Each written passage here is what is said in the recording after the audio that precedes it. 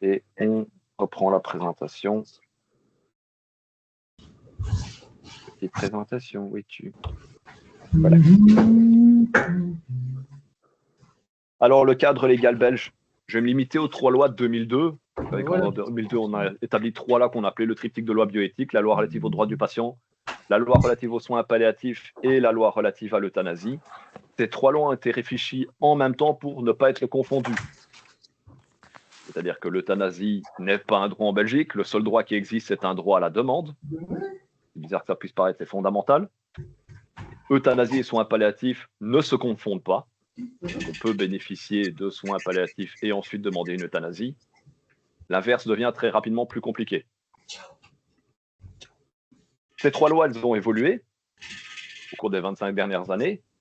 Donc, la première, ça a été, je vous donne les évolutions principales, hein, la loi relative aux soins palliatifs qui a vu une évolution majeure en 2016. Quelle évolution elle a vue en 2016? C'est que les soins palliatifs sont sortis de la fin de vie. Avant, les soins palliatifs étaient excessivement liés à la fin de vie, derniers jours, dernières semaines, derniers mois de vie. Ce n'est plus le cas. Ça peut vous paraître bizarre, mais côté pédiatrie, nous, on a des schtroumpfs qui commencent leur parcours en soins palliatifs en anténatal et qui passent en soins palliatifs adultes. Ils font leurs 18 années de pédiatrie en soins pal parce qu'ils sont strictement atteints d'une maladie grave, incurable et limitant la vie. Qu'est-ce que ça va impliquer? Les soins palliatifs, c'est une culture du soin. Au sens strict du mot culture, le mot culture, ça veut dire c'est une façon d'habiter le monde. Quand on parle de culture du soin, c'est une façon d'habiter le soin. Donc les soins palliatifs, ce n'est pas quelque chose qui vient remplacer même les soins intensifs, c'est une trame qui vient se mettre en plus éventuellement des soins intensifs, une autre façon de réfléchir les soins intensifs. Alors je ne sais pas si dans votre clinique en adultologie, vous avez énormément de patients palliatifs à l'USI. En pédiatrie, c'est de plus en plus régulier. Pourquoi? Parce que ce sont des patients qui ont des maladies chroniques, ce sont des patients qui ont des maladies qui nécessitent une très haute technicité de soins, et c'est donc des patients pour lesquels on n'a aucune unité de middle care à l'heure actuelle. Donc, c'est des patients qu'on ne sait pas mettre en pédiatrie générale parce qu'ils ont des tracts, donc ils sont obligés d'être à l'USI, avec toute cette confusion on a des soins qui sont palliatifs, mais dans un contexte intensif. Donc, factuellement, et c'est absolument pas une critique dans ma bouche, avec des médecins qui sont entraînés à faire tout autre chose que ce que les patients ont besoin. On vous a entraîné, conditionné, formé, et vous êtes devenu extrêmement compétent, je vous le souhaite, à faire des soins intensifs sur des patients qui n'en ont surtout pas besoin. Vous avez beaucoup trop de ressources techniques par rapport aux patients qui sont chez vous en soins palliatifs. Les 2 tiers de mon boulot que j'ai avec l'équipe de l'USI pédiatrique, c'est vraiment ça, c'est arriver à faire la part des choses entre ce qu'on sait faire et ce qu'on peut faire. Pour ceux qui sont dans la génération, c'est la même question que pour Jurassic Park. C'est pas parce qu'on sait le faire que c'est intelligent de le faire. La deuxième loi pour laquelle je vais vous parler d'une évolution majeure, c'est la loi relative à l'euthanasie. Alors, il y a une première évolution en 2014 qui a été créante, c'était l'extension de l'euthanasie aux mineurs. Ça concerne à l'heure actuelle 6 mineurs depuis 2014 en Belgique. Donc, en 10 ans, 6 mineurs. C'est une question que j'ai en Belgique auprès des collègues. C'est une question que je porte même en France parce que j'ai régulièrement l'occasion de faire des conférences en France quand je rencontre des cliniciens. J'étais encore au CHU Bordeaux il n'y a pas tellement longtemps, en pédiatrie. Est-ce que vous pouvez prétendre que sur les 10 dernières années, vous n'avez pas croisé un patient pédiatrique pour lequel vous êtes dit merde, ouais, lui, peut-être qu'il aurait pu en bénéficier? Je n'ai pas besoin de la réponse à titre individuel, mais c'est vraiment la question que je pose. On a eu 6 patients à l'échelle belge en 10 ans. Ici, je vous parle de l'extension de 2020. Pourquoi? Elle a 2 éléments majeurs. Le premier, c'est la déclaration anticipée. La déclaration anticipée jusqu'en 2020 était limitée à 5 ans, donc elle s'était antidatée, parce que les gens les signaient en avance de 5 ans en 5 ans. Il y avait un côté ridicule. Donc maintenant, la déclaration anticipée a une valeur à perpétuité. Donc elle est valable jusqu'au moment où elle est activée ou pas. Et l'autre évolution majeure, c'est qu'il a été précisé que la clause de conscience ne peut jamais être institutionnelle. Il y a eu un avis du comité consultatif de bioéthique de Belgique qui est sorti en 2014-2015 qui posait cette question, est-ce qu'un hôpital ou une structure de soins peut dire chez nous, pas d'euthanasie? Il a été dit par le comité consultatif non, et ça a été institué dans la loi en 2020. Vous avez ce droit, ce devoir et cette responsabilité d'avoir votre clause de conscience professionnelle en tant que médecin. J'ai aucun jugement par rapport au fait que vous pratiquez ou vous ne pratiquez pas, mais c'est magnifique, je trouve, d'un point de vue éthique, que cela soit laissé à votre pratique professionnelle et qu'un hôpital de toute autorité, même s'il se trouve du côté de l'Est de Bruxelles, ne peut pas décider de toute autorité d'interdire l'euthanasie dans ses murs. Ouais, ça venait d'eux, la demande, au départ. Et la troisième évolution, la plus récente, c'est l'évolution de la loi relative aux droits du patient. Il y a eu quand même eu des évolutions majeures, 2 qui vont concerner directement à l'USI. C'est l'émergence des déclarations anticipées et de l'advanced care planning, donc de la façon dont on va anticiper le soin avec les patients. Et l'autre, c'est la reconnaissance légale des personnes de confiance et des représentants légaux. Donc des personnes qui vont devenir porte-parole officielle et porte-parole avec un statut légal pour les patients que vous accompagnez. Alors on y va en plonge. La loi relative aux droits du patient de 2002 à 2024, qu'est-ce qu'elle institue? D'abord, elle rappelle ce qu'est un patient. C'est une personne civile, donc né, vivant, viable. Une fois qu'il est décédé, le patient n'est plus un patient. C'est bizarre que ça puisse paraître. Maintenant, ça reste une personne à part entière. Ça veut dire aussi quelque chose, ça pointe un élément qui est fondamental, c'est que ce qu'est un patient, cette petite case institutionnelle et légale, la personne que vous accompagnez en tant que patient déborde cette case de toutes parts. Aussi compétent que soit le soin que vous portez, aussi bienveillant soit le soin que vous portez, il sera toujours en retard et en insuffisance par rapport à la personne que vous accompagnez. De nouveau, ce n'est pas une critique de vos compétences, c'est juste que si cet élément-là n'est pas cité et n'est pas reconnu, c'est là que vient la souffrance professionnelle. Il y a un moment, aussi compétent que vous soyez, vous ne pourrez pas accompagner tous les aspects du soin dont un patient aurait besoin. Que ce soit le soin social, le soin psychologique, le soin familial. Pourtant, vous êtes confronté quotidiennement à tous ces enjeux-là. Ah, il faut prendre soin de la famille. Ouais, mais est-ce que la famille est un patient à part entière? Moi, j'aurais tendance à dire oui. Mais ils n'ont pas de dossier chez nous. Pourtant, c'est une part conséquente de votre travail au quotidien. Donc, c'est prendre cette mesure-là, c'est que patient, c'est un espace d'accueil, c'est un lieu d'accueil institutionnel qu'on crée pour une personne, mais que fondamentalement, cette personne va déborder de toutes parts l'espace qu'on a créé pour elle. La loi sur les droits du patient institue aussi des éléments qui sont fondamentaux, le droit du choix de son praticien et autres, mais surtout un droit à un choix libre et éclairé des soins. Alors, libre et éclairé, ça veut dire que l'information doit être apportée au patient. Avec cet enjeu, c'est qu'il y a une différence fondamentale.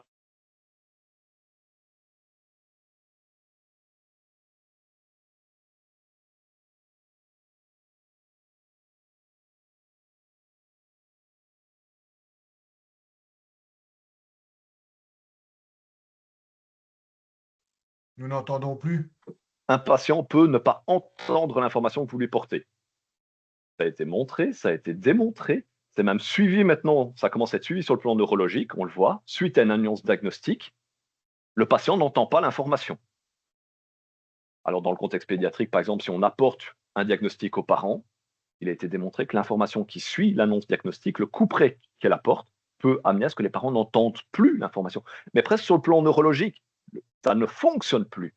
Ils n'entendent plus, ils sont dans une bulle, ils sont figés et ils n'entendent plus ce qui suit. Donc un patient peut, ou ses proches peuvent authentiquement ne pas entendre l'information qui est faite. On peut ne pas la comprendre. Nous, comprendre à deux parties. Le premier, c'est sur le plan intellectuel, parce que vous regorgez d'un jargon abject pour ne pas nommer les choses. Et c'est pas complètement anodin. Le jargon médical a deux sens. Le premier, c'est d'instituer la médecine comme étant une discipline à part entière. La philo a fait la même chose, le droit fait la même chose. Chaque profession institue un vocabulaire qui est le sien, qui a tendance à dresser un peu, ça c'est notre vocabulaire, c'est nous, et ça c'est notre métier. C'est pas une critique, c'est un état de fait. Mais ce jargon peut être inaccessible pour les gens en dehors de la profession. Et puis le jargon évolue au cours du temps. Ah, on parlait de tumeur avant, non, maintenant on parle d'un nodule. Il est cancéreux, non, non, il est peut-être malin. Vous voyez comment ce vocabulaire peut évoluer. Alors, de nouveau, ça peut aussi présenter des nuances et des précisions, mais ce que vous allez dire à un patient peut authentiquement ne pas être compris sur le plan intellectuel. L'autre sens du mot comprendre, le sens le plus historique et le plus étymologique du mot comprendre, c'est prendre pour soi. C'est comprendere, prendre pour soi. Vous pouvez annoncer quelque chose à un patient et il peut être incapable de l'intégrer à sa propre histoire. Votre pathologie nécessite qu'on vous ampute d'une jambe. Je peux entendre ce que ça veut dire, je peux comprendre intellectuellement que vous allez me couper une quille, je peux être incapable d'intégrer à ma propre histoire que demain j'irai clopier le pont. Et le troisième, c'est accepter. Vous pouvez encore ne pas accepter l'information que vous recevez. Alors, sans rentrer dans les cadres presque caricaturaux des étapes du deuil, mais de telles annonces cliniques, bah, vous avez les 5 étapes du deuil. En fait, elles sont valables pas juste quand il y a un décès, mais elles sont valables dans des cadres d'information tels un diagnostic de fin de vie aussi, en fait, hein. Donc cette capacité d'accepter l'information, bah, elle est pas aussi évidente qu'on pourrait le croire. Pourtant, quand on dit qu'un choix doit être libre et éclairé, donc que l'information doit être bonne pour que le choix soit libre et éclairé, bah, ça implique qu'elle soit entendue, comprise et acceptée éventuellement, pour que le choix soit libre et éclairé. Ça veut dire que l'autonomie du patient, telle qu'elle est instituée selon la loi, c'est pas tellement un droit des patients d'être autonomes, c'est avant tout pour nous, en tant que membres d'institutions de soins, une responsabilité de soins. L'autonomie est une forme de soin. L'autonomisation est une forme de soin. Alors en pédiatrie, ça paraît évident, on doit autonomiser nos patients, les rendre capables de comprendre l'information, petit à petit ils grandissent. Mais en fait, c'est valable quelle que soit quel que soit l'âge du patient. L'autonomie décisionnelle dépend avant tout de votre capacité à apporter l'information au patient. Et ça présente un cadre limite aussi sur le plan éthique. Et je vais vous donner un artefact de langage que j'ai déjà trop entendu. J'ai besoin de lui dire quelque chose. Vous avez peut-être déjà ressenti ça autour d'un diagnostic ou autour d'une annonce. C'est-à-dire, j'ai besoin de dire ça au patient. Ouais, mais est-ce que lui a besoin de l'entendre? Ça veut dire que sur le plan légal et sur le plan éthique, une information n'a de valeur qu'à hauteur de sa réception, pas à hauteur de son émission. C'est pas parce que vous avez donné l'information au patient que sur le plan légal ou sur le plan éthique, elle est bonne. Vous voyez cette nuance? De nouveau, c'est pas une critique, hein, ce sont des balises d'éveil. Est-ce que ce que j'ai dit au patient a été entendu, compris, accepté? Vous êtes capable de gérer des masses considérables d'informations, avoir ces 3 petites questions en tête. Est-ce que ça a été entendu, compris, accepté? Je sors d'une réunion avec un patient. Est-ce que ce que je lui ai entendu a été entendu, compris, accepté? Je dois apporter une information au patient. Pour qui est-ce que j'apporte cette information? Est-ce que je lui apporte pour lui? Est-ce que c'est le bon moment? Ou est-ce que je lui apporte pour moi parce que ça devient trop lourd à porter dans ma tête? C'est pas une critique, c'est fondamental. Vous restez des êtres humains. Je vous le souhaite, sincèrement. Et donc, prendre la mesure de pour qui est-ce que je viens apporter cette information, c'est pas anodin non plus. Moi, c'est franc et c'est tu, hein, sinon je tue les gens. Oui, ah oui, et c'est pour ça que vous allez. Ouais. Ah non, non, absolument pas. Mais poser la question, ça peut. Si la mise en lumière, c'est je pense sincèrement que ça a été entendu, je pense sincèrement que ça a été compris. Est-ce que ça a été accepté ou est-ce qu'il faut du temps? C'est un excellent éclairage, quoi, hein. Mais vous n'avez pas de contrôle sur ce temps. Et en plus, le temps est non financé, non finançable. Donc, bon, on y reviendra. Et donc, c'est cet enjeu fondamental d'accompagnement de l'information aux patients. Il y a un autre élément, de mon côté tordu en tant que prof en faculté de médecine, j'aime bien, c'est oubliez jamais que dans la loi relative aux droits du patient, je ne demande pas de le retenir, paragraphe 4, article 7, il y a un droit à un suspens de l'information si elle est délétère pour le patient. Ça existe noir sur blanc dans la loi. Si une information est délétère pour un patient, vous avez le droit d'en suspendre la transmission. En général, je donne l'exemple en pédiatrie. Au moment de l'annonce d'un diagnostic génétique pour un enfant, on peut avoir l'information que le papa n'a pas été aussi concerné qu'il le pensait dans la procréation de l'enfant. La loi nous permet de suspendre cette information-là dans le temps. C'est peut-être pas le moment de déposer ça sur la table. On peut d'abord dire que le schtroumpf il va pas bien du tout, et ensuite dire qu'en fait papa est pas papa. Ah bon, il y a d'autres cas dans lesquels ça arrive. Concernant le, les décisions, ben, vous êtes confronté à des décisions critiques, à des décisions limites, des décisions limites de traitement, de désescalade, d'arrêt de traitement. Ben, ça nécessite de présenter ces informations-là, d'en présenter les enjeux, de pourquoi vous le faites, pourquoi vous les estimez bonnes, et de les accompagner. L'autonomie du patient, l'autonomie décisionnelle du patient. Alors, il y a certains légalistes, certains philosophes, certains éthiciens qui vont définir l'autonomie comme étant un principe fondamental. On rend le patient parfaitement autonome. Dans nos contextes latins, ça ne fonctionne pas, parce que la culture n'y est pas. L'essentiel de la façon dont l'autonomie est conditionnée sur le plan systémique, c'est une autonomie relationnelle. Même si on vous dit vous avez le droit de le faire, la plupart des gens vont s'intégrer dans la trame relationnelle qui va conditionner ce choix. Donc dire à un patient: «Vous avez le droit de choisir ceci ou cela», si vous ne prenez pas en compte le cadre relationnel dans lequel s'inscrit ce choix, bah, ça va être éminemment compliqué de le permettre d'émerger de manière libre et éclairée. Ça veut dire aussi que par rapport à des décisions de fin de vie ou par rapport à des propositions de fin de vie, ça implique de prendre la mesure de quelle est la responsabilité que l'on fait peser sur le patient dans son autonomie décisionnelle. Est-ce que le patient, on lui permet de choisir ou est-ce qu'on le force à choisir? Je vais vous donner un exemple qu'on a souvent en pédiatrie, notamment par rapport au protocole de limitation d'arrêt de traitement. On va dire aux des parents, ben voilà, nous, on pense que ben, il y a un intérêt à limiter le traitement ou à ralentir les traitements, à désescalader les traitements. Et ça va être invivable pour la famille, qui va nous dire, ben non, nous, on peut pas, c'est inimaginable, on n'est pas d'accord avec ça. Il y a une différence fondamentale entre dire on n'est pas d'accord et de s'entendre dire on n'a pas la capacité, on n'a pas le pouvoir d'assumer la responsabilité de prendre cette décision pour l'enfant. C'est-à-dire que vous pourriez avoir une situation où l'équipe se retrouve confrontée à un refus des parents. On refuse la désescalade, on refuse l'imitation d'arrêt de traitement. Et en fait, quand on y réfléchit, les parents ne demandent pas tellement d'avoir le droit de poser ce choix. Ils demandent que les équipes les soulagent de cette responsabilité du choix. Vous voyez la nuance? Ça peut paraître tordu, ça peut se dire: «Ah tiens, je suis en train de manipuler les parents, je suis en train de manipuler l'enfant», mais en fait, il y a quelque chose qui se joue fondamentalement à cette échelle-là. C'est cette capacité de décharger la famille, de décharger les proches, voire de décharger le patient d'une responsabilité décisionnelle. Ça ne veut pas dire le priver de son autonomie, ça veut dire précisément l'accompagner. Par rapport à des décisions qui sont insupportables au sens le plus strict du terme. Insupportables. Elles ne peuvent pas être portées par le patient, elles ne peuvent pas être portées par les proches. Alors ce qui peut arriver, c'est qu'une équipe arrive en disant: voilà ce que nous, on vous propose. On ne vous demande pas d'accepter la mort de votre enfant, on ne vous demande pas d'accepter la mort de votre proche. Ce qu'on vous demande d'accepter, c'est que nous prenions les décisions pour vous, de vous décharger de la responsabilité de cette décision, de l'accompagner.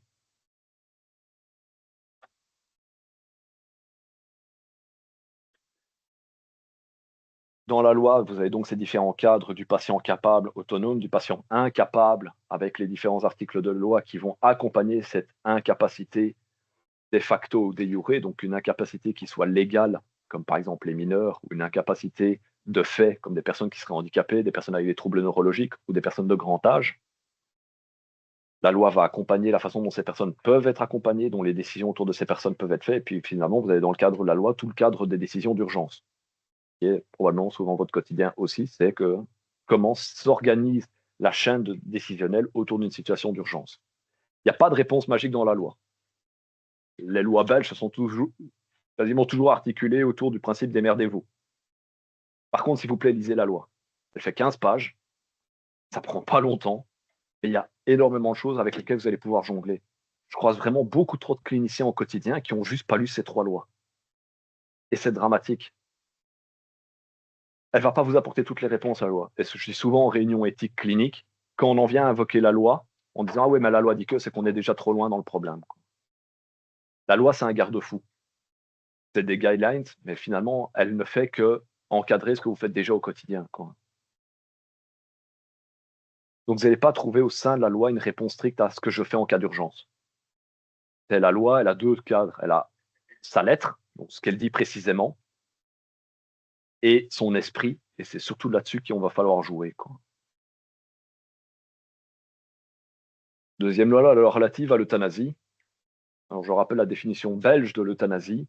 L'euthanasie, c'est l'acte pratiqué par un tiers, un médecin, qui met intentionnellement fin à la vie d'un patient à la demande de celui-ci. C'est fondamental, donc c'est l'acte pratiqué par un tiers. Voilà, dans le cadre de la loi, c'est d'office un médecin, selon toute vraisemblance, quand tout se passe bien. Ça fait un peu plus de 12 ans que je travaille sur les questions d'euthanasie en Belgique, dans le cadre depuis mes mémoires en philo. Que l'euthanasie soit toujours pratiquée par un médecin, c'est pas vrai. Alors est-ce que c'est illégal? Oui, la loi, ça doit être fait par un médecin. Mais factuellement, c'est pas toujours le cas. Qui met intentionnellement fin à la vie d'une personne. Cette question d'intention, elle est fondamentale. C'est pas parce que vous avez un titrage de morphine amène en effet secondaire au décès d'un patient qu'il y a eu intention de mort. Il doit y avoir cette intentionnalité du décès. Si vous reprenez les rapports de la Commission fédérale de contrôle et d'évaluation relative à l'euthanasie, la plupart du temps, c'est du propofol ou du thiopental. C'est beaucoup moins de risque d'échec avec du propofol ou du thiopental qu'avec de la morphine. Petit détail concernant les sédations palliatives. Pour tuer un patient avec du midazolam, il faut y aller comme un sourd. Discutez avec vos collègues français. J'ai plus souvent des questions de la part d'hôpitaux qui disent ah, on avait notre patient qui est en sédation longue et continue jusqu'au décès, donc le cas d'un Français qui s'est réveillé au bout de 3 semaines. Si le mec était croyant, ça doit être dégueulasse comme vision. Que de ah, le patient il est décédé suite au midazolam. Le midazolam ne tue pas, le reste, oui. Et enfin, à la demande de la personne. À la demande de la personne, pas à la demande des proches, pas à la demande de l'équipe, c'est à la demande de la personne. Et c'est valable quel que soit le contexte, hein, même pour les mineurs. Pour un mineur, c'est à la demande du patient mineur, avec l'accord des parents, mais à la demande du mineur, pas à la demande des parents avec l'accord du mineur. Hein. J'ai eu des demandes d'euthanasie en néonate, de la part de parents et de la part d'équipes. C'est arrivé. Pourquoi? Parce que les gens savaient que c'était interdit. Pourquoi est-ce qu'on vient demander une euthanasie quand on sait que c'est interdit? Parce qu'on vient exprimer un trop-plein, en fait. On vient exprimer que la situation elle est devenue invivable. C'est ça qui se passe. En fait, ce qui a permis l'euthanasie, c'est 2 choses. Elle a permis l'euthanasie, mais elle a aussi permis de libérer un espace de parole. Un espace de parole sur lequel trébuchent nos collègues en France à l'heure actuelle, parce que la mort n'a pas le droit de citer dans le soin. Ça ne veut pas dire que ça précipite la mort, ça veut dire qu'à un moment, on peut exprimer qu'il y a un trop-plein. Alors ça peut vous paraître étrange, mais selon la loi relative aux droits du patient, un des droits fondamentaux du patient, c'est de se voir proposer l'ensemble des options de soins. L'euthanasie est reconnue dans le droit belge comme étant une forme de soin. Sur cette base-là, nos collègues en Flandre, et je peux entendre que ce soit inaudible pour des collègues en francophonie, peuvent se retrouver à proposer une euthanasie aux patients. En disant, ben voilà, par exemple, on a chimio de phase 1, soin PAL, ou l'euthanasie. Mais de la même façon que ça peut sembler inaudible de notre côté, en Flandre, en fait, plusieurs collègues vont dire, en fait, si je ne le propose pas, je ne respecte pas la loi. Bah, de nouveau, c'est la loi, c'est comment on l'entend et comment on la vit, quoi. Et il y a un truc qui est fondamental, c'est la différence de culture. Il ne faut pas oublier que historiquement, toute la part francophone du pays, elle est ancrée dans une culture qui est catholique. Vous allez dire, dans un hôpital de l'ULB, je vais le dire vite pour ne pas prendre feu trop vite, il n'empêche que ça a imprégné la culture du soin. Ça a imprégné la façon dont on vous a enseigné le soin, même à l'ULB. Nos collègues en Flandre, la Flandre est essentiellement de culture protestante. De nouveau, ça dépend. L'Université catholique de Louvain, il ne faut pas aller dire qu'ils sont protestants. Mais ça a imprégné la façon dont la société voit les choses. L'individu a beaucoup plus de poids chez nos collègues néerlandophones. Je vous parlais d'autonomie relationnelle tantôt. L'autonomie relationnelle, c'est un concept qui est beaucoup plus latin. Je tire sur les cordes pour montrer l'exemple. Hein. Mais en Flandre, ils vont avoir une autonomie beaucoup plus individualiste. Alors, c'est des pôles. Hein. Ça ne veut pas dire que c'est comme ça dans tous les hôpitaux, ça ne veut pas dire que tous nos collègues flamands travaillent comme ça, mais voilà, c'est une façon de percevoir les choses. Et c'est aussi pour ça que quand nos collègues en France disent ah ouais, mais en Belgique, ils ont 12 millions d'habitants, il y a 4000 décès par euthanasie par an, ça veut dire que si on fait le delta, on arrive à autant d'euthanasie. Voilà, ben non, connard, parce que ton pays, il est de culture catholique, donc tu sais pas faire le calcul comme ça. Et puis je veux voir le jour où on a une euthanasie dans les dom-toms, ils ont déjà pas d'hôpitaux.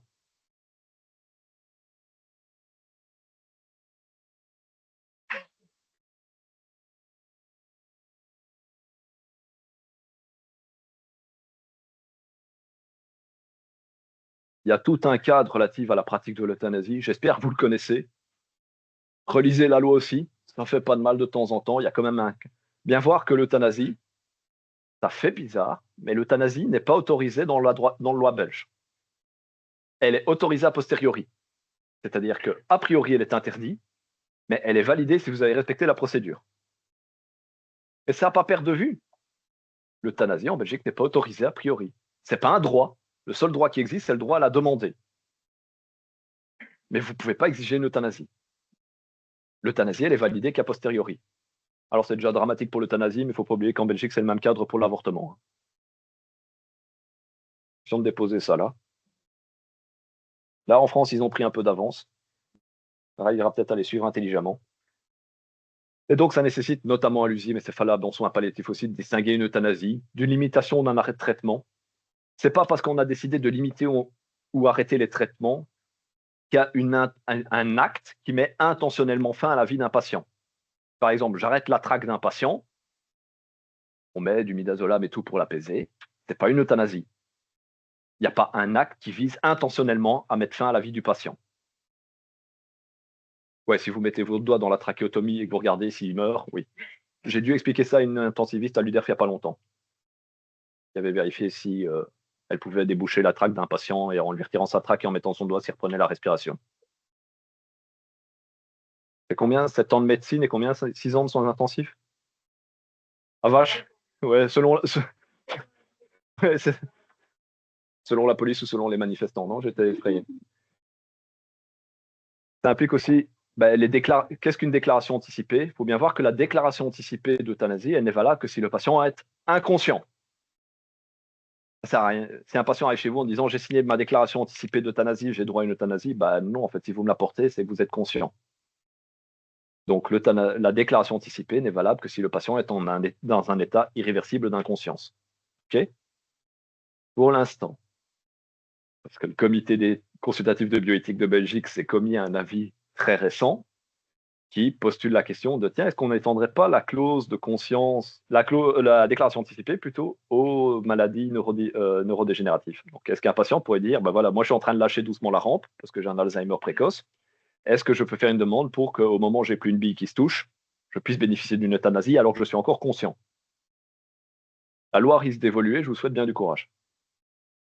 Parce qu'arriver à détricoter la situation d'un patient Alzheimer qui aurait signé une déclaration avec la famille qui vient derrière, ouais, non, mais il a signé la déclaration en disant que et il a un Alzheimer, donc forcément, lui, il s'en rappelle plus. Il a Alzheimer, donc il est plus déprimé. Et voilà, bon courage. Je suis content d'être de mon côté de l'équation. Et ce qui est fondamental, c'est le respect de la procédure. Si je passe sur l'euthanasie, vous avez d'abord la demande. Il faut vérifier qu'elle soit volontaire, répétée, réfléchie, que le patient se trouve dans un état de souffrance inapaisable et insupportable, que avec le patient, le médecin soit arrivé à la conclusion que dans la situation du patient, il n'existe aucune autre solution raisonnable. Et cette formulation, elle est importante. C'est dans la situation du patient qu'il n'existe aucune autre solution raisonnable. C'est-à-dire que deux patients, même pathologie, deux lits différents, c'est deux situations différentes quand même. L'un peut juger que c'est insupportable, l'autre peut dire OK, c'est bon. C'est vraiment ce cadre du colloque singulier. Le colloque singulier, ce concept fondamental des soins a disparu de la lettre de la loi. Je suis remonté, moi, dans les textes parlementaires jusqu'en 85, donc jusqu'aux premières émergences d'une proposition de loi en Belgique relative à l'euthanasie. Petit à petit, il a été retiré de la loi, il n'est jamais disparu de son esprit. Donc le colloque singulier entre le médecin et son patient est toujours fondamental, et c'est toujours présent spécifiquement à cet endroit-là. Avec le médecin, le patient et le médecin doivent arriver à l'intime conviction partagée qu'il n'y a aucune autre solution raisonnable. Alors, vous savez qu'il doit y avoir au moins un médecin consultant, un deuxième médecin consultant si l'euthanasie n'est pas prévue à bref terme. Si c'est un patient mineur, il faut un pédopsychiatre ou un psychologue spécialisé en enfance qui va attester de la capacité de discernement de l'enfant. Bon courage. Il n'existe aucune échelle validée d'évaluation de la capacité de discernement d'un mineur. Voilà. Donc, après, allez faire un tour chez les collègues en hémato-onco à l'UDERF. Je vous jure que des patients qui ont 5 ou 9 ans, parfois, vous n'avez plus rien à leur apprendre sur la vie. Voilà. Il y a la partie sur laquelle moi j'essaie de danser comme je peux. Une petite ligne qui apparaît à un endroit. Si une équipe soignante est liée au patient, le médecin s'entretient avec l'équipe soignante. Il n'est pas précisé ce que ça veut dire s'entretenir. Ça fait depuis 2019 que je travaille avec une équipe mobile de soins palliatifs extra-hospitalières. Ils ont parfois été entretenus par SMS 2 jours après le décès. Ah, en fait, ça vaut plus la peine d'y aller, il est cané. S'il vous plaît, une euthanasie pour être bien faite, elle est pluridisciplinaire. Pour être vécue, je parle juste sur le plan vécu de manière convenable, elle est pluridisciplinaire. Le processus du mandarin hospitalier qui se déplace comme un bonze et qui fait moi je sais avec une seringue, ça m'interroge réellement sur leur profil psychiatrique. Même s'ils ont dirigé les soins supportifs à Bordeaux pendant de nombreuses années. Maintenant, il a un chalet, je crois, dans les Ardennes ou un truc comme ça. J'ai toujours été effrayé de ça, même sa thèse, si vous l'avez lu. Donc, pour que ça soit bien conduit, si vous faites le calcul du nombre de personnes qui sont incluses dans une demande d'euthanasie, entre le premier médecin, premier médecin consultant, deuxième médecin consultant, éventuellement le pharmacien, l'équipe soignante, les proches, le patient. Il peut y avoir un notaire, il peut y avoir un ministre du culte. Et vous avez une trentaine de personnes qui vont prendre place dans une euthanasie. Et il est précisé dans le texte de loi que normalement, pour l'ensemble de ces personnes, il y a un psy qui doit être disponible. C'est noté noir sur blanc dans la loi, qu'il y a un psy pour tous les autres, normalement. Je le cherche toujours. Et finalement, la signature de la déclaration. Si vous avez la moindre question par rapport à une demande d'euthanasie sur le plan réglementaire, notez-le quelque part. À l'HUB, on a Vinciane Vliek. Vinciane Vliek, elle est néonatologue à l'UDERF, mais elle fait partie de la Commission fédérale de contrôle et d'évaluation de l'euthanasie. Elle est membre du comité d'éthique aussi. Donc, si vous avez la moindre question sur le plan réglementaire, n'hésitez pas à la contacter. Vraiment. C'est une collègue de l'hôpital. Elle est formée en éthique clinique. Elle travaille à la Commission fédérale de contrôle et d'évaluation. Et donc, elle se bouffe 4000 demandes par an pour l'instant. Vinciane Vliek. V-L-I-E-G-H-E.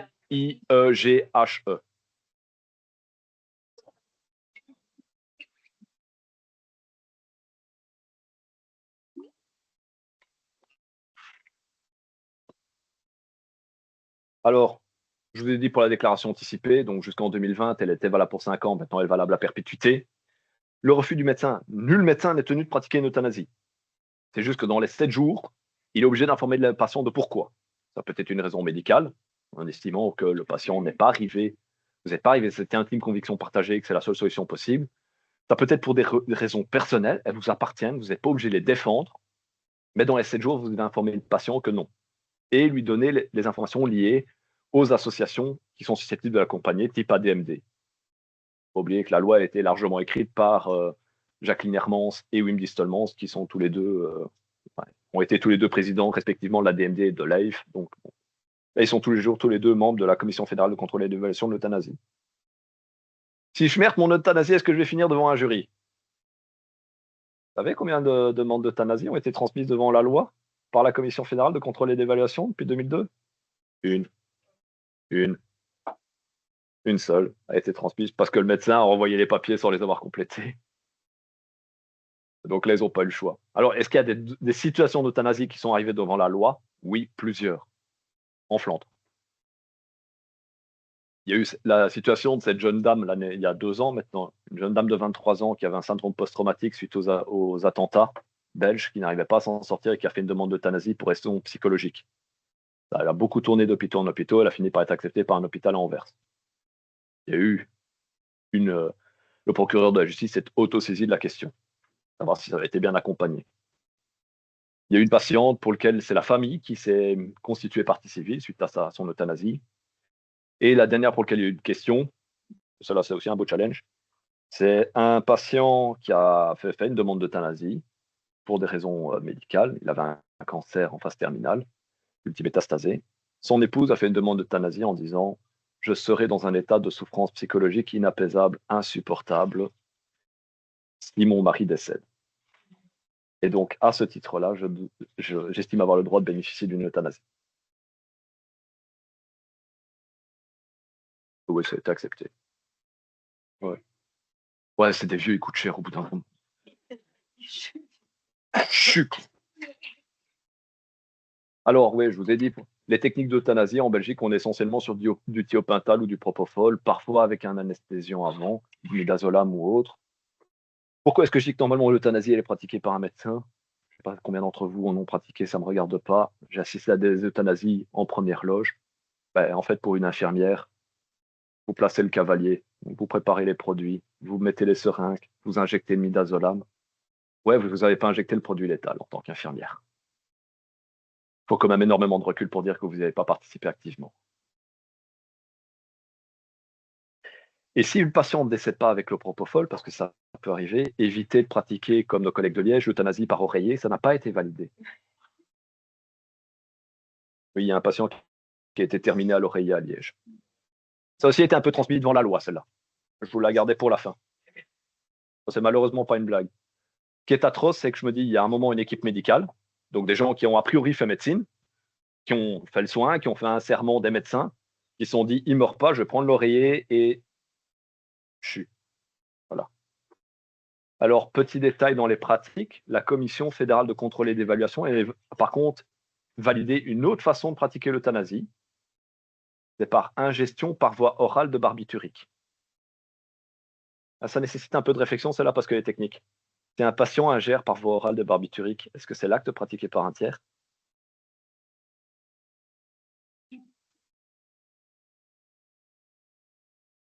Ouais, sauf si c'est au lance-pierre, mais voilà. Normalement, bah, c'est un suicide assisté, en fait. Donc, factuellement, la Belgique. Alors, le suicide assisté en Suisse euh, euh, ne s'encombre pas d'autant de critères médicaux en Belgique. C'est pour ça que c'est pas entendu. Mais la méthode, au nom de l'autonomie du patient, et c'est pour ça que ça a été validé, des patients qui ont choisi de décéder comme ça. Concernant les euthanasies purement pour raisons psychiques, ça fait pas beaucoup, hein. C'est vraiment pas omniprésent. Une grande majorité des euthanasies, c'est pour des cancers ou des polypathologies, et la courbe d'âge, vous êtes essentiellement de 70 à 90 ans, quoi. C'est les populations clés.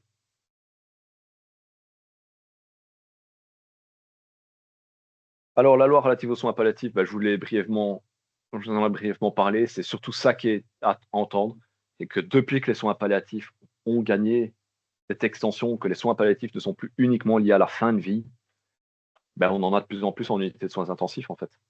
Parce que ce sont des patients qui se dégradent, parce que ce sont des patients qui font des incidents, parce que ce sont des patients qui confrontent les équipes à ce qu'elles savent faire. Et quand une équipe ne sait pas quoi faire, on l'envoie à l'usine, au hasard. Donc, ça arrive, ça va arriver de plus en plus. Et en fait, il n'y a pas de secret. La seule solution que vous avez à moyen terme, c'est de vous former aux soins palliatifs, de vous éclairer en tout cas sur les soins palliatifs. Ça va devenir une part conséquente de votre travail. Parce qu'on a de plus en plus de techniques citées dans le soin, parce qu'on a de plus en plus de ressources pour prendre soin, et que ça se concentre essentiellement sur les épaules des équipes de soins intensifs, et que ces situations critiques de désaturation majeure, d'arythmie cardiaque et autres, c'est vous qui allez les récupérer. Et une fois qu'un patient arrive à l'usine, je suppose que vous êtes au courant que c'est très difficile de le remballer dans le service qu'il en. Hein. Donc, c'est quelque chose qui va être omniprésent. Et donc, c'est une autre façon de réfléchir le soin. Le mot d'ordre des soins palliatifs, c'est les soins prennent place pour soulager une plainte, pas pour soulager un symptôme. Si le symptôme n'engendre aucune plainte, on n'en prend pas charge. Ce qui peut être bizarre, parce que vous avez vos bureaux qui sont chargés d'écrans avec une arythmie, la partie d'une asystolie par là ou autre. Si ça génère pas de plainte, on ne prend pas en charge. Et ça peut être étrange, ça peut être violent pour vous en tant que soignant, de se dire: «Je vois que mon patient ne va pas bien, mais il n'y a pas de plainte» ou «Je ne sais pas comment estimer la plainte, comment évaluer la plainte, comment est-ce que je l'accompagne?»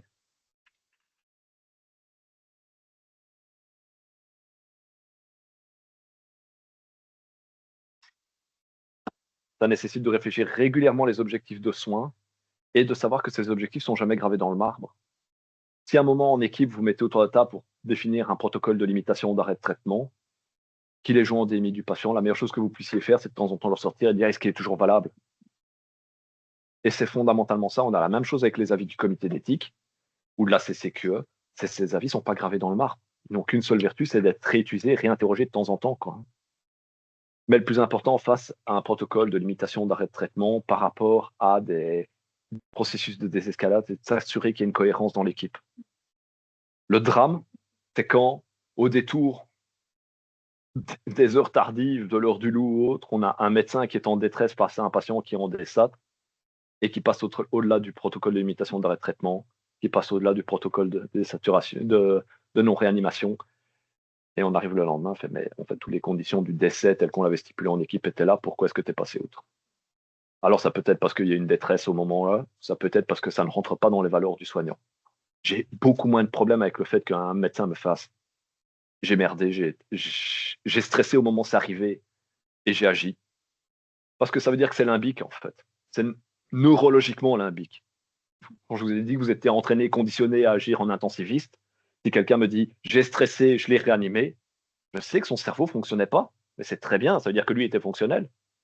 Si quelqu'un me dit: c'était pas dans mes valeurs, du coup j'ai pas respecté le truc qu'on a fait en équipe, là on a un souci. J'ai pas de problème contre le fait que les gens ont des valeurs qui ne rentrent pas avec celles de l'équipe. Et si ça n'a pas été discuté ouvertement, on est dans la merde. Et ça arrive plus souvent qu'on ne le croit.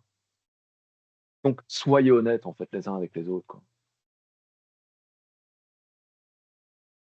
C'est-à-dire aussi, que le soins intensif, c'est pas un soin qui est anti-palliatif et les soins palliatifs, c'est pas un soin qui est anti-intensif. Les 2 peuvent se rencontrer. Parce qu'on peut avoir des soins palliatifs où on dit: «OK, ça n'empêche pas d'estimer que certaines crises peuvent être outrepassées». Ça ne veut pas dire qu'on fait plus rien. En fait, vous ne faites jamais plus rien. Même au moment du décès d'un patient, le soin ne s'arrête pas. Institutionnellement, il y a des choses qui mettent fin aux soins. Vous savez, la bonne blague? Qu'est-ce qui est la première chose qui met institutionnellement parlant, fin aux soins que vous apportez à un patient? Le moment où vous mettez votre blouse sur un cintre. C'est pour ça que vous portez une blouse. Les patients, ils ont arrêté d'exploser en salle normalement. Et c'est pour vous permettre un moment de redevenir la personne que vous êtes. C'est pour ça que c'est important de porter une blouse.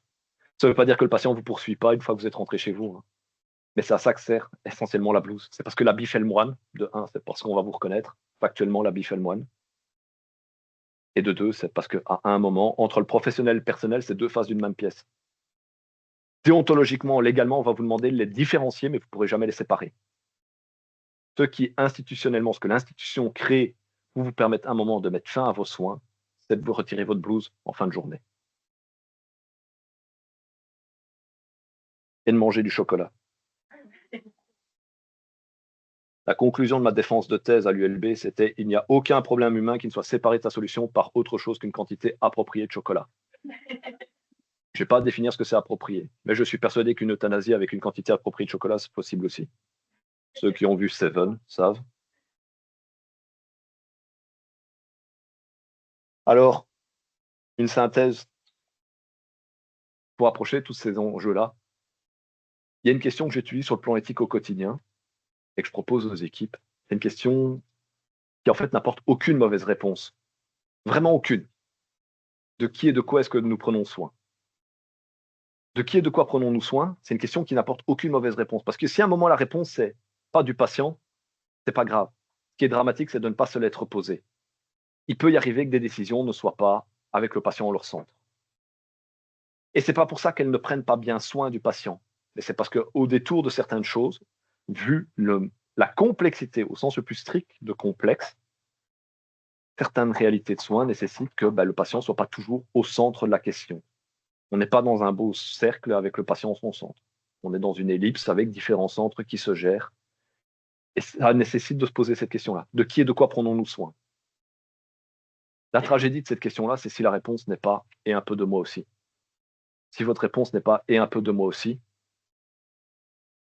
j'ai pas de bons espoirs pour vos carrières. Le turnover dans les équipes de soins intensifs ou de soins PAL, il est abouti. Donc posez-vous cette question de qui et de quoi prenons-nous soin? C'est une marotte que vous pouvez avoir en tête, hein. Et les deux questions qui tournent avec ça, c'est qu'est-ce qui pour moi importe et qu'est-ce qui pour moi est difficile? Qu'est-ce qui pour moi importe? Quelles sont les valeurs qui pour moi importent? De nouveau, j'ai pas jugé des valeurs. Mais ce qui est problématique, c'est quand quelqu'un ne s'est pas rendu compte qu'il avançait avec certaines valeurs sur lesquelles il ne s'était pas interrogé. Je n'ai pas à confronter quelqu'un à ses valeurs. J'ai besoin qu'il s'interroge dessus pour savoir dans quelle direction il avance. Et qu'est-ce qui pour moi est difficile? Même chose. Vous n'êtes pas dans une unité, les pieds en l'air à attendre que les journées se passent, quoi. Vous êtes confronté à des choses difficiles. Mais chacune et chacun d'entre vous à différentes échelles. Se poser de temps en temps la question par rapport à une situation, qu'est-ce qui pour moi est difficile dans cette situation-là? Ben, ça offre un espace au moins de parole interne. Il ne faut pas oublier que sur le plan psychologique, sur le plan neuropsychologique, ce qui n'est pas dit n'existe pas. Tant que ça reste dans l'espèce de globi-boulga qui vous sert de cerveau, c'est vécu, mais ça n'existe pas. C'est comme ça que vous dormez pas, c'est comme ça qu'on fait des burn-out. Si à un moment vous pouvez l'exprimer, ça ne veut pas dire que ça va apporter la solution tout de suite, mais au moins ça a trouvé un espace de partage, de formulation. Que lui aurait-il 14h25. Ici, ce que je vais proposer, du coup on a passé la loi, c'est de se balader à travers différentes théories éthiques pour voir un peu qu'est-ce qu'elles peuvent apporter à vos situations. La première, la plus connue, les 4 principes de l'éthique biomédicale. Normalement, vous êtes passé dessus, vous en avez entendu parler, ça dit quelque chose à tout le monde? Autonomie, bienfaisance, non-malfaisance et justice. Et c'est de la merde. Non, je suis violent. Ces 4 principes de l'éthique biomédicale, ils ont été établis au départ dans le cadre de la recherche. Ils ont été établis dans le cadre de patients, pas de patients, mais en fait de participant à des processus de recherche. Et ça ne fonctionne pas en clinique, parce que nos patients, ils ne sont pas juste en processus de recherche. Que parler de bienfaisance et de non-malfaisance quand on est en soins intensifs, alors, on a besoin d'avoir ces résultats sanguins, mais du coup, on a besoin de faire des prises de sang 2 fois par jour, où on se situe entre la bienfaisance et la non-malfaisance. Entre les résultats dont nous, on a besoin pour estimer faire un soin correct ou ne pas se merder, et le fait qu'on va le piquer tous les jours. C'est peut-être moins présent en adultologie, mais on a des schtroumpfs à l'hôpital qui ressemblent à des cibles de fléchettes parce qu'ils sont piqués tous les jours. On finit par les piquer dans les mains ou dans les pieds comme on peut parce que il faut 2 résultats sanguins par jour.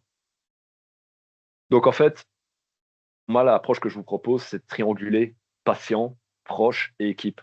Vous faites un tableau à double entrée, en fait. Ça fait un tableau de 16 cases. Et ça m'est arrivé de le faire pour le comité d'éthique, hein, la démonstration. Vous faites un tableau de 16 cases et vous remplissez les cases une à une. C'est quoi l'autonomie du patient? C'est quoi la bienfaisance pour le patient? C'est quoi la non-malfaisance pour le patient? C'est quoi la justice pour le patient? Je fais la même chose pour les proches. Et vous faites la même chose pour l'équipe aussi, nom de Dieu. Parce que sinon, ça ne fonctionne pas. C'est pour ça que le principisme a une limite, c'est qu'il se centre sur le patient sans forcément penser aux autres. Alors, les nouvelles versions sont plus étendues, plus complètes. Je cherche encore quelqu'un qui a finalement lu ce bouquin, Les 4 principes d'éthique biomédicale. Moi, je m'y amuse, j'ai lu les 3 dernières versions, mais c'est mon boulot. Le premier bouquin en français, il faisait 700 pages. Mais c'est vraiment ça, en fait. Les 4 principes de l'éthique biomédicale ne fonctionneront que si vous les triangulez pour l'ensemble des acteurs présents. Parce que le patient au centre du soin, ce n'est pas toujours le patient. Ça peut être l'équipe médicale, ça peut être les proches. Et parfois, pour bien prendre soin du patient, il faut prendre soin des proches ou de l'équipe.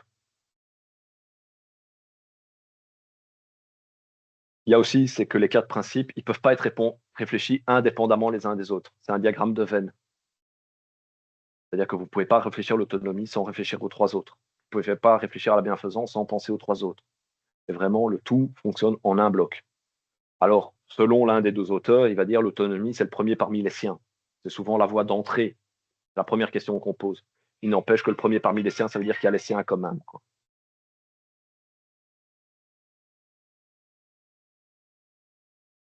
Donc, le premier parmi les siens, c'est trop loin. On dit l'autonomie, mais précisément dans des contextes de soins intensifs, ça peut être intéressant de changer le paradigme, de le renverser, de se dire comment j'ai pas accès au patient, j'ai pas accès à son autonomie. Est-ce que ça veut dire que je ne sais pas appliquer les 4 principes? Non, ça veut dire que je peux les réfléchir autrement, selon une autre gamme. Et j'ai développé mes travaux, moi, en néonat et en périnatalité. Donc, le patient n'était pas toujours né au moment où on devait déjà réfléchir à ses soins. Donc, la première case, on ne sait pas la remplir, l'autonomie du patient. Alors, on peut réfléchir à comment est-ce qu'on va autonomiser le patient. Quelle sera son autonomie à venir? Ça, c'est des questions qui peuvent être posées. On peut poser les questions avec des points, et laisser un point d'interrogation dessus. Le drame, sur le plan de la clinique comme sur le plan de l'éthique, c'est quand une question n'a pas été posée. Et puis, vous avez la question de la vulnérabilité. Il y a certaines théories qui proposent la vulnérabilité comme étant un principe à part entière. C'est-à-dire qu'elle est non substituable aux 4 autres. Et c'est pas inintéressant de se poser la question de la vulnérabilité du patient. Quelles sont ces vulnérabilités biologiques, psychologiques, sociales, spirituelles? Même chose pour les proches, même chose pour l'équipe.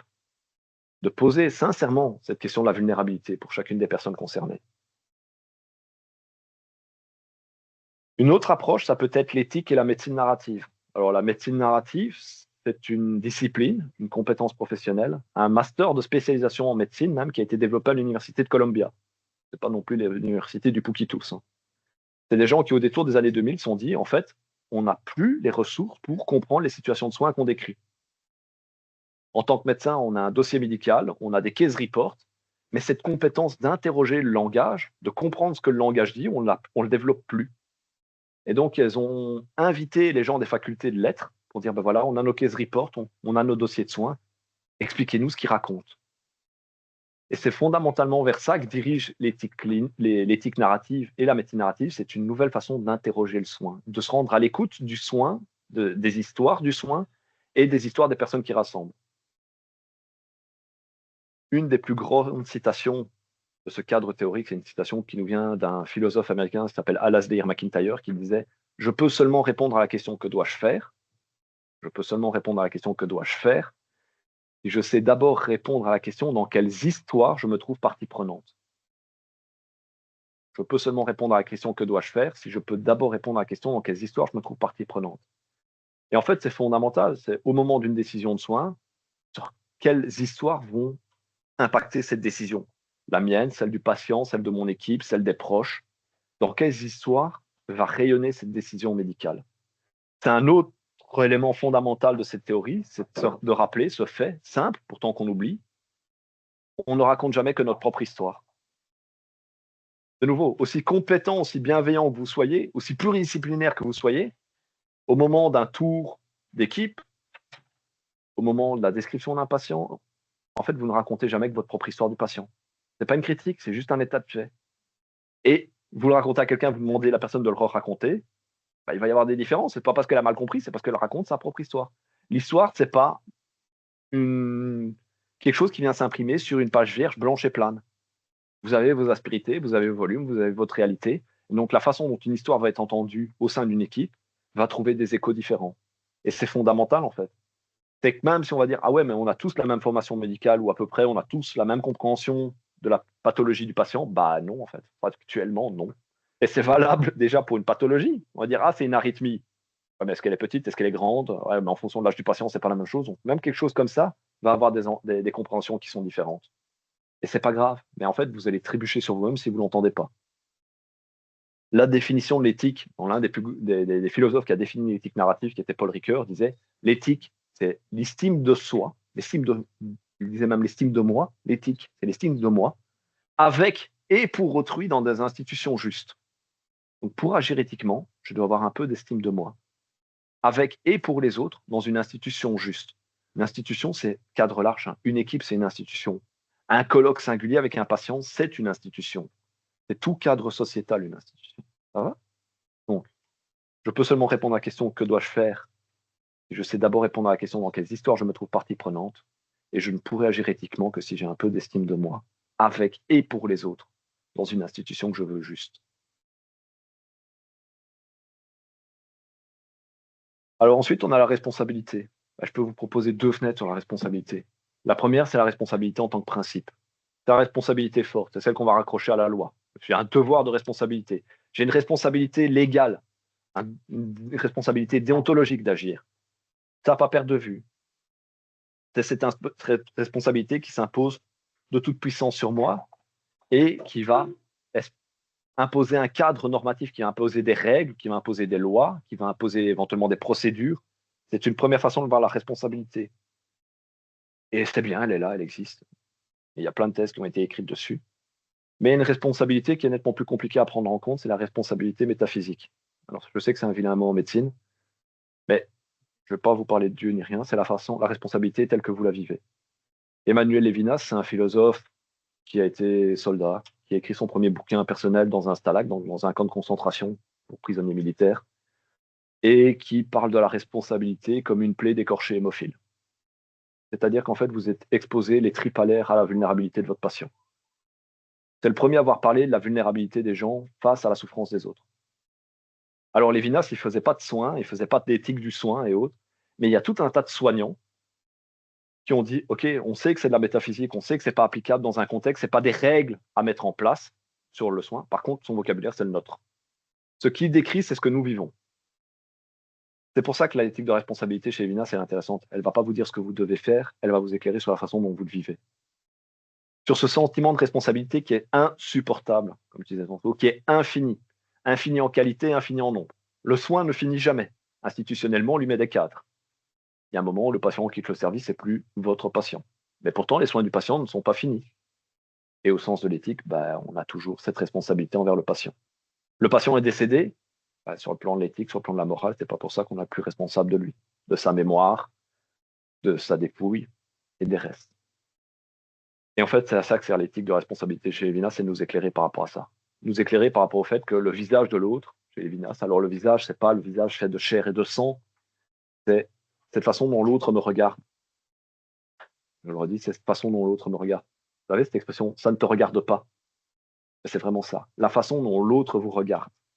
Je veux dire, comment donner un exemple de ça? Je vous parlais de périnatalité. Un enfant qui n'est pas encore né, il a déjà un visage qui nous regarde. Il nous concerne, il nous juge, il nous implique sur le plan moral. Ça ne veut pas dire que si problème il y a pas IMG, hein. Aucun problème avec ça. Mais ça veut dire que la question se pose en tout cas. Vous voyez? Donc la façon dont même, une fois que vous avez retiré votre blouse, vous allez encore sentir le poids d'un patient sur vous, c'est précisément parce qu'il y a une responsabilité éthique qui ne quitte pas l'espace de soins. Elle vous poursuit, elle vous accompagne. Et pourquoi est-ce qu'on fait des burn-out? Parce que comme le disait Lévinas, face à la souffrance de l'autre, notre vulnérabilité nous expose comme une plaie d'écorché hémophile. Dans plusieurs de ses livres, il cite une citation de Dostoïevski. Dans Les Frères Karamazov, il y a un des frères qui dit: nous sommes tous coupables de tous et de tout, et moi plus que quiconque. C'est ça qui est clair, l'éthique de la responsabilité chez Lévinas, et c'est une éthique que j'aime bien utiliser dans mes avis, parce que en pédiatrie, parce que dans des contextes de soins critiques, dans des contextes de soins intensifs ou de soins palliatifs, cette façon dont la responsabilité est vécue par les équipes soignantes, elle est fondamentale. A priori, vous avez tous les neurones suffisamment connectés pour vous dire quels sont mes cadres de responsabilité institutionnels, professionnels, légaux, c'est fondamental. Mais la souffrance, le désarroi humain qui vient avec la question éthique, j'ai jamais vu de question éthique qui venait sans un désarroi humain derrière. Ça n'existe pas. Eh ben, elle est profondément liée au vécu de la responsabilité. Je vais vous parler un peu d'Emmanuel Kant aussi. Un peu tour de fio. On ne va pas les connaître par cœur, c'est juste des fenêtres que je vous propose. Emmanuel Kant, il a formulé deux impératifs catégoriques par rapport à une action morale. La première, c'était l'universalité d'une décision. Il disait agir de telle sorte que la maxime de ton action puisse toujours valoir comme principe d'une législation universelle. C'est-à-dire que toute action que vous posez doit toujours valoir, toujours pouvoir valoir de manière universelle. Il y a un exemple caricatural de fac de philo là-dessus. On est en 40, il y a la Gestapo qui vient toquer à la porte. Est-ce que vous cachez des juifs à la cave? Si vous en cachez et que vous mentez, vous trahissez la loi morale. Parce que le mensonge ne peut pas devenir universel, même si c'est pour protéger des gens. On va se dire, c'est tordu, comment est-ce que j'applique ça à l'usine, moi? Mais en fait, c'est une éthique avec laquelle j'ai énormément de mal pendant très longtemps, surtout dans le soin. Et je l'ai réintégrée dans les avis, parce qu'il y a un moment, c'est poser la question de l'universalité de notre décision. Est-ce que la décision que je prends ici et maintenant pour mon patient, elle est réplicable? Ou est-ce que je crée un régime d'exception, et pourquoi? Je n'ai pas de souci à ce que des régimes d'exception soient créés. Le drame, c'est que si on ne se pose pas la question de pourquoi est-ce qu'on a créé un régime d'exception. Est-ce que la décision que je prends ici et maintenant, elle est réplicable? Elle est réplicable pour ce patient? Est-ce qu'elle est réplicable pour d'autres? Ou est-ce que je crée un régime d'exception? Si je crée un régime d'exception, je prends vos deux questions, qu'est-ce qui pour moi importe et qu'est-ce qui pour moi est difficile? Vous voyez cette nuance? Le deuxième impératif qu'il formule, c'est agis toujours de telle sorte que tu traites l'humanité dans ta personne et dans celle de l'autre toujours comme fin et jamais uniquement comme moyen. C'est-à-dire que vous-même et l'autre, quel que soit l'autre, un collègue, un proche, un patient, doit toujours être visé comme une fin en soi et pas juste comme un moyen. Ah, il a fait un AVC, il a 20 ans. En fait, si on le débranche maintenant, on a des organes pour tout le monde. Là, vous utilisez la personne comme moyen et pas comme fin. Vous voyez la nuance? Mais de nouveau, ce que je suggère, c'est la question. C'est est-ce que ce qu'on est en train de faire là maintenant perçoit l'ensemble des gens qui sont concernés par la situation comme étant une fin en soi? Ou est-ce que pour des raisons budgétaires, pour des raisons institutionnelles, pour des raisons de fusion interhospitalière, les gens commencent à être sentis comme de plus en plus des moyens et moins des fins en soi?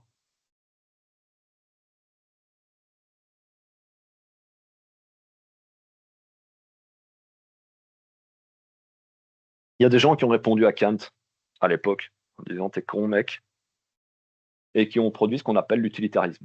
Ce que l'on entend à l'heure actuelle comme l'utilitarisme, c'est une théorie éthique qui a été développée directement pour répondre aux principes kantiens. Kant il disait il n'y a qu'une seule valeur, c'est dans les causes. Peu importe les conséquences de votre action, si les causes ne sont pas justes et éthiques, les conséquences ne le seront jamais. Il y a des gens qui ont dit on ne peut pas faire l'économie du calcul des conséquences. C'est John Stuart Mill et Jeremy Bentham qui ont dit OK, ils ont développé une théorie qui était l'utilitarisme, et c'est eux qui ont développé ce concept de la recherche du plus grand bien pour le plus grand nombre. Et donc le calcul utilitariste, c'est un calcul qui va estimer, c'est un calcul algorithmique qui va estimer la répartition des biens et des méfaits pour l'ensemble des personnes concernées. Ça ne veut pas dire justement On pourrait dire, bah tiens, j'ai un jeune patient qui est en train de lâcher la rampe. Si on prévient le coup, on a des organes pour tout le monde. Ça peut être perçu comme une décision utilitariste. Mais il y a un couac. La problématique utilitariste, c'est qu'elle ne détache pas l'agent de la valeur morale de son action. C'est-à-dire que si vous tuez intentionnellement quelqu'un pour récupérer ses organes pour sauver un tas de gens, vous faites pas une action morale en tant que telle, quoi. Exemple clé, si vous balancez 2 bombes thermonucléaires sur 2 villes qui n'avaient jamais été bombardées pendant la guerre pour arrêter un conflit, même sur le plan utilitariste, on peut poser la question de savoir quelle est la valeur morale des agents.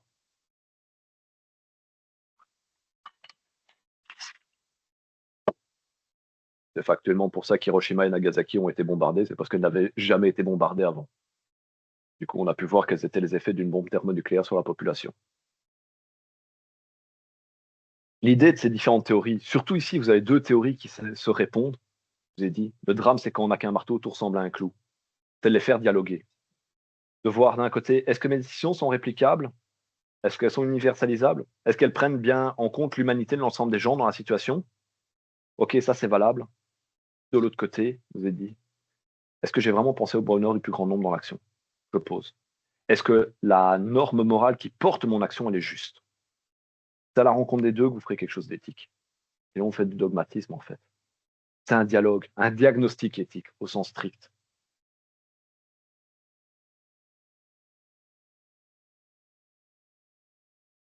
Alors, délibérer en éthique, quelle que soit la situation, le premier pas, c'est de poser la question, déterminer quelle est la problématique, quel est l'enjeu et quels sont souvent les enjeux éthiques d'une situation. Le plus gros problème qu'on a régulièrement au comité, c'est que les situations nous arrivent de manière terriblement binaire. Y a-t-il pas ECMO? Y a-t-il pas TRAC? Y a-t-il pas processus de limitation d'arrêt de traitement? En fait, le premier enjeu de l'éthique, c'est d'arriver de détricoter la binarité des décisions, oui ou non. Et d'arriver à prendre un pas de recul par rapport à ça, un pas de côté. De se poser le statut décisionnel, si j'ai mis du patient, mais en fait, c'est de l'ensemble des personnes concernées, pas juste du patient. Et c'est valable pour tout le monde. Quand on pose la question de la valeur institutionnelle d'une décision, c'est aussi de savoir comment est-ce qu'elle va pouvoir être portée par l'équipe, toute l'équipe. Les infirmières aussi, les psychologues aussi, les assistants sociaux aussi. C'est pas parce que quelqu'un a 30 ans d'expérience qu'il a la moindre expertise en éthique. Et c'est dramatique. L'autre chose qui est profondément dramatique, c'est que vous pouvez avoir fait quelque chose pendant 10 ans et l'avoir fait mal pendant 10 ans. Alors, quand c'est en philo, je croise des collègues qui se prétendent éthiciens et ça fait 20 ans qu'ils sont sur le terrain, ça fait 20 ans qu'ils font des conneries parce qu'ils n'ont pas les fondements pour le faire. Mais les philosophes ont des saltimbanques. Quand un philosophe fait une connerie, il a dit une connerie. Dans le pire des cas, il ira sur un plateau de TV en France et ça ira très bien. Quand un médecin fait une connerie, il y a un patient qui décède au final. Donc, poser la question de l'impact décisionnel sur l'ensemble des personnes, c'est à prendre en compte. Ça ne veut pas dire que la décision ne doit pas être prise, hein. On peut s'en rendre compte, dire la décision que je vais prendre, elle va mettre mon personnel infirmier à rude épreuve. Ça veut dire de se concerter avec le personnel infirmier. C'est-à-dire, on sait que la décision qui va être prise, elle va être dure à vivre pour vous. Mais pour le patient, c'est peut-être la moins mauvaise décision. Comment est-ce qu'on vous accompagne? Comment est-ce qu'on rend ça viable?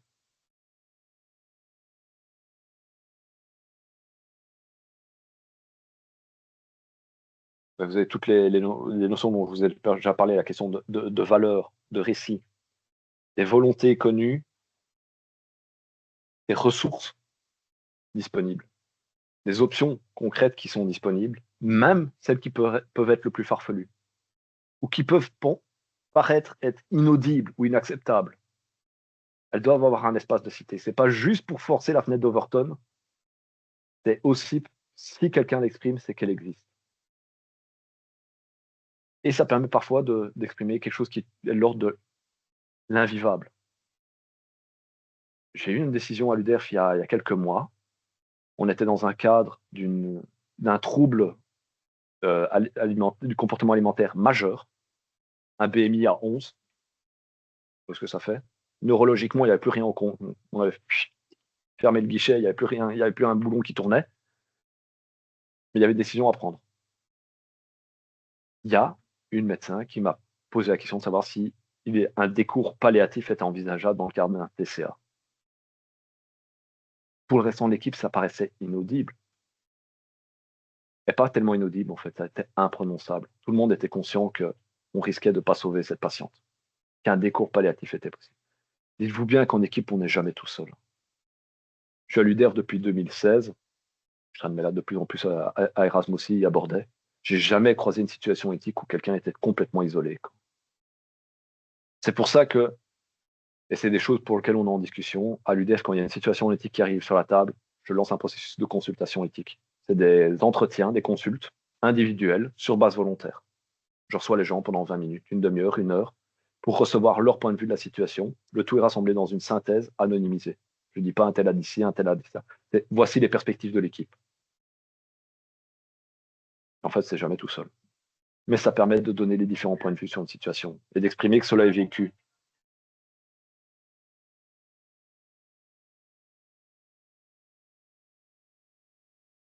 Et il faut faire attention, je vous parlais de médecine narrative tantôt et d'éthique narrative. C'est une des pratiques éthiques que je pense être l'une des plus justes dans les contextes complexes parce qu'elles vont nous rendre terriblement attentifs aux artefacts de langage. Parce que ben, mon fonds de commerce à moi en tant que philosophe, c'est le langage. C'est la façon dont vous parlez, c'est la façon dont vous exprimez le soin, la façon dont vous exprimez votre vécu du soin. Et donc, une grosse partie du boulot que je vais avoir à faire en tant qu'éthicien et en tant que philosophe hospitalier, c'est d'être attentif avec vous et à vous rendre attentif à ces artefacts de langage. Ici, j'en ai noté quelques-uns, mais il y en a d'autres en pédiatrie. Ah, qu'est-ce qu'il nous a encore fait celui-là? Bah, factuellement rien, connard. En fait, il a attrapé un rhume ou il s'est cassé le bras. Il t'a rien fait à toi, mais ça exprime quelque chose de vécu. Des médecins qui ont dit à une famille, ils risquent de vivre plus longtemps. Vous imaginez la détresse? Ils risquent de vivre plus longtemps. Ouais, je sais qu'il en a plus pour longtemps, mais je suis fatigué. En fait, le premier point d'accès aux soins, c'est pas votre expertise médicale, c'est pas votre expertise technique, c'est votre capacité à écouter les récits qui vous sont apportés. Et je continue à défendre que la première et la plus haute forme du soin, c'est l'information. C'est défendu dès l'ouverture de la loi au droit du patient. Son premier droit, c'est d'être informé. La première et la plus haute forme du soin, c'est l'information. Ok, mais la première et la plus haute forme d'information pour des soignants, c'est l'écoute. Ça veut dire d'arriver à écouter l'autre pour l'entendre et l'entendre jusque dans ses silences, en fait. Parce que c'est le drame aussi en salle de soins, c'est que le cerveau humain, il n'est pas bien fait pour gérer le silence et donc on a tendance à le remplir avec nos propres doutes. Et c'est à ça qu'il faut se rendre attentif en fait pour accompagner ces situations de fin de vie. Ces situations qui vont confronter la médecine aux limites de ses compétences, aux limites de ses ressources, aux limites de son humanité. Précisément, il faut reprendre le chemin dans l'autre sens pour réfléchir le sens des compétences, le sens des ressources, mais il faut réfléchir au sens de l'humanité de votre soin. Vous redonnez du temps pour ça. Alors je sais que c'est un temps que vous n'avez pas, c'est un temps qu'on ne vous donne plus, mais c'est un onglet que vous pouvez garder ouvert dans un coin de tête. On vous a appris à en ouvrir tout plein, à avoir un tas d'onglets ouverts en permanence par rapport aux différents patients que vous avez dans les différents lits. Si vous avez un tout petit peu de mémoire vive à vous accorder à vous-même, rien d'onglet sur le plan éthique, en fait. Juste, en cours, le premier cours que je donne à l'UNIF et dans les autres formations que je donne, elle revient sur la définition de l'éthique. On nous demande souvent c'est quoi l'éthique finalement. Je vais vous présenter un tas de théories, 2500 ans de théorie avec moi, on a plein de bouquins. C'est aussi rappeler que l'étymologie du mot éthique, ça vient d'éthos, des mœurs, l'habitude. Mais il y a une étymologie encore plus ancienne d'éthique, c'est éthei, c'est le foyer. Avoir un soin éthique, c'est un soin qui fait foyer pour l'ensemble des personnes qui rassemblent. Si vous voulez agir de manière éthique, c'est réfléchir comment est-ce que votre soin va devenir un foyer d'accueil, un espace d'accueil et d'accompagnement pour l'ensemble des personnes que le soin rassemble. Point. Qu'importe la théorie, qu'elle soit issue d'un milieu moral, qu'elle soit issue d'un milieu politique, d'un milieu sociologique, d'un milieu religieux, on fout. La question finale de toutes ces théories-là, quelque part dans mes études, j'ai aussi fait sciences des religions, donc les 3 livres saints, je me les suis bouffés allègrement aussi. La question sera toujours la même. Et vous avez autant de fenêtres qu'il y a de théories et surtout autant de fenêtres qu'il y a de personnes. T'as pas oublié. C'est ce que j'ai encore. Blabla. C'est mon adresse. N'oubliez pas que vous avez les CCQE, notamment ici à Erasme. On essaie de la mettre en place aussi côté Bordeaux, ça va venir. Mais c'est une ressource qui est fondamentale. Concernant l'éthique, on a de plus en plus de projets qui sont en développement. J'ai eu la validation mardi de Jean-Michel. L'année prochaine, l'année académique prochaine, on a de toute façon un séminaire d'éthique clinique qui va démarrer. Donc, un vendredi par mois, il y aura une conférence en éthique. Une partie des conférences va présenter des ressources éthiques, donc des gens qui ont développé soit des méthodologies d'éthique, comme la CCQE dans d'autres hôpitaux, les travaux qui sont faits par nos collègues au SimLabs pour développer des protocoles de simulation éthique. Donc, vraiment vous mettre confronté à des situations concrètes dans un cadre accompagné pour réfléchir à des situations, à l'éthicité de vos décisions. On va avoir aussi des présentations de cadres, soit de vignettes cliniques, soit de situations. J'ai une étudiante qui va venir parler de l'avortement postnatal. On a une étudiante qui va venir parler, une doctorante qui va venir parler des violences sexuelles faites sur les mineurs. Alors, ce ne sont pas des cadres amusants, mais si vous voulez un petit chiffre plaisant avant de partir, il y a des travaux qui ont été faits en France et malheureusement, on ne pourra pas se prévaloir d'avoir de meilleures statistiques.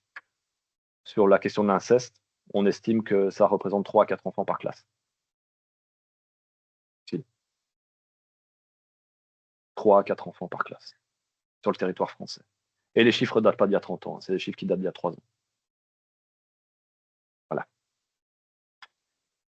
Santé, bonheur. Et donc, il va y avoir ce séminaire en éthique. Tout sera accrédité éthique économie, tout sera en ligne, tout sera enregistré, tout sera rediffusé, tout sera synthétisé. On essaie vraiment d'avoir des formats qui soient pérennes. Il y aura aussi un séminaire de médecine narrative qui va commencer l'année prochaine avec différentes approches. Et les autres discussions, on est en train de voir pour créer une mini-chaire universitaire en philosophie de la santé pour pouvoir poser des questions au sens large. Poser la question de qu'est-ce que la fatigue dans le soin? Qu'est-ce que la fatigue des soignants, par exemple? La place du genre dans le soin? Pas juste comment est-ce que j'accompagne ce papa en train d'accoucher. Les collègues en gynéco-obstétrique on commence à être confrontés à cette question-là à la maternité. On a des papas qui accouchent à Erasme. Mais comment est-ce que la question du genre se pose dans le soin? Comment est-ce que la question de la race, de l'ethnie se pose dans le soin? On l'a eu récemment au comité d'éthique. Donc, comment ces grandes questions se posent? Et donc, l'idée qui est en train d'être défendue auprès de la direction, et j'ai eu Jean-Michel en ligne mardi, on est en train de voir pour mettre tout ça en place, ce serait que chaque vendredi, vous ayez un rendez-vous en éthique possible. Éthique, philosophie, bioéthique et autres. Et avec toute la possibilité d'aller revoir ça en ligne avec les vidéos, et j'aimerais bien autant que possible aussi voir pour le rendre en podcast, pour ceux qui écoutent, qui ont plus facile à écouter.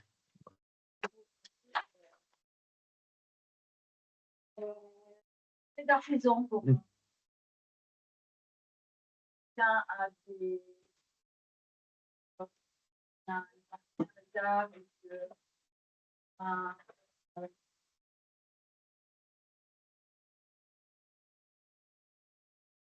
c'est pas une question, mais c'est un truc qui m'a parlé, c'est en fait dans on parle toujours avec son histoire aussi, c'est qu'en fait on demande toujours d'être le plus objectif possible, mais en fait ça n'existe pas. Ça n'existe pas. L'objectivité, c'est l'objectivité, c'est une subjectivité qu'on voudrait pousser à l'extrême. Et c'est à admettre.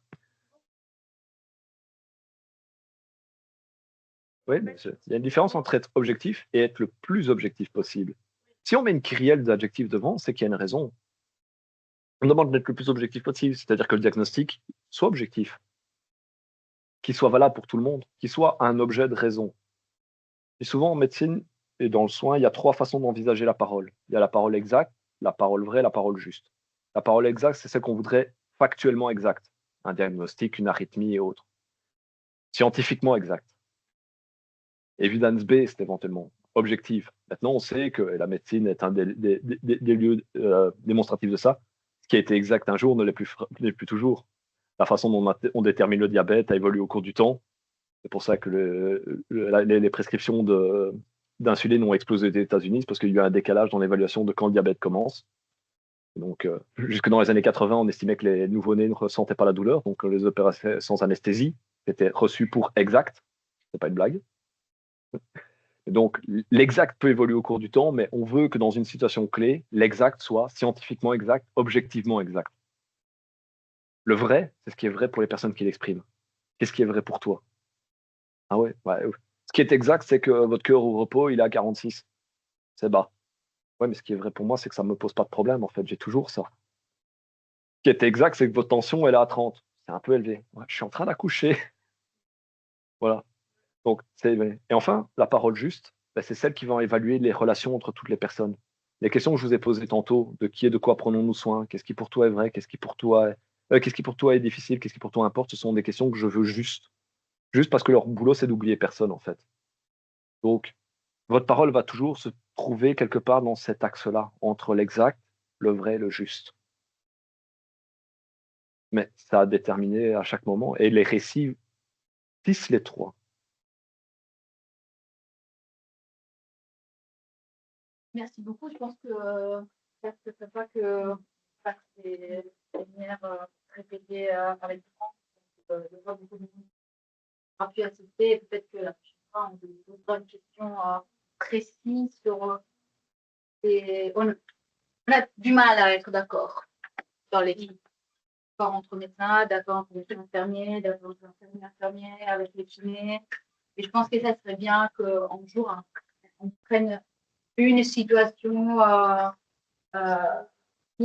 et qu'on se pose la question de comment agir en équipe et se situer, comment on peut se voir les uns les autres. Donc, on ne se voit pas assez. Et c'est pour ça qu'on a beaucoup des tensions éthiques. Comme on dit, Ce que je peux faire, c'est une fois proposer, maintenant j'ai l'année académique prochaine, j'ai plusieurs étudiants avec moi, c'est de faire ce qu'on fait à l'UDEF. En fait, on reprend une situation même à froid, hein, une situation qui est passée comme ça, et je lance un processus d'entretien. Donc c'est sur base volontaire et confidentielle. Donc on viendrait à la rencontre de chacune et chacun d'entre vous qui le souhaite à être entendu, où on rassemble vos récits, on en fait une synthèse préalable, que tout le monde ait une idée du cas, et alors c'est une réunion d'1 heure où on discute. Du coup, il ne faut plus présenter le cas, il est connu de tout le monde. Les différents points de vue sont présentés. Et à la suite de ça, ben, on mimerait un avis comme ceux que j'ai pu rédiger en clinique. Et vous auriez un avis qui détaille, ben, à travers toute une série de différentes théories éthiques, les différents aspects. Ça, c'est l'exercice qu'on fait, ben, que je fais avec les équipes du centre de soins intégrés famille-enfant, parce que la CCQE a été étendue au centre de soins intégrés famille-enfant, c'est le travail qu'on fait. Donc, ça m'est arrivé à plusieurs reprises de venir auprès des équipes de la clinique de la fertilité ou de gynéco-obstétrique par rapport à des situations pour venir les écouter. Idéalement, et c'est vers ça on aimerait bien se diriger, et on milite là-dessus avec Jean-Christophe Beer et Jacques, pour qu'il y a un moment détour de l'équation, quand financièrement le HUB aura les reins un peu plus solides, qu'on puisse embaucher quelqu'un pour faire ce boulot-là factuellement Erasme. Quelqu'un. Il faut voir qu'en fait, dans les hôpitaux américains, c'est une obligation légale, hein, dans les hôpitaux académiques, d'avoir un éthicien dans la maison, quoi, qui est là pour accompagner les équipes et les patients et les proches. Donc, si moi je suis arrivé en creusant mon trou à l'UDEF par le biais de ma thèse, et j'ai été soutenu par les équipes, et c'est comme ça que ça a permis. Mais c'est un cas unique en Belgique, en fait. Mais d'avoir des gens disponibles pour vous, ça serait fondamental, quoi. Et quelqu'un qui vit dans les murs, quoi. Et moi, j'étais formé et entraîné par des profs à l'UNIF qui étaient dans des comités d'éthique, qui venaient dans les hôpitaux, qui se rendaient disponibles, mais c'est pas quelqu'un qui vit le soin, quoi. J'ai eu la chance, j'avais 4 stagiaires ce semestre. On a été à l'USI à l'UDEF, elles ont vu la patiente sur lequel on était